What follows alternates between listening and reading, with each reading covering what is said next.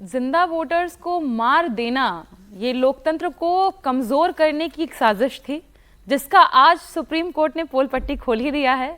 आपको पता होगा सुप्रीम कोर्ट ने सिर्फ ये नहीं कहा कि आधार कार्ड भी आपको डॉक्यूमेंट्स में जोड़ने होंगे, सुप्रीम कोर्ट ने यह भी कहा कि जिन 65 लाख मतदाताओं के नाम आपने काटे हैं आपको बताना होगा कि आपने क्यों काटे हैं।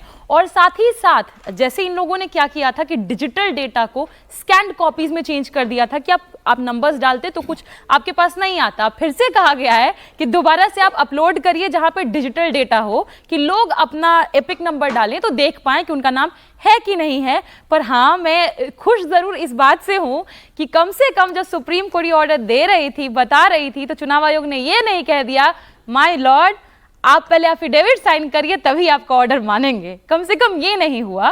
तो मुझे लगता है कि एक तरीके से आज ये विपक्ष की भी जीत है और ये लोकतंत्र की जीत है कि हम इस नतीजे पर पहुंचे हैं कि जिन लोगों के नाम काटे गए, जिनको फर्जी तरीके से मृत घोषित कर दिया गया, वो जीवित होकर जब सुप्रीम कोर्ट पहुंचे उन्होंने कहा कि मैं जीवित हूं। और सुप्रीम कोर्ट ने यह कहा कि हमें फक्र है कि हमारे देश के नागरिक आज यहां हमारे सुप्रीम कोर्ट में मौजूद हैं।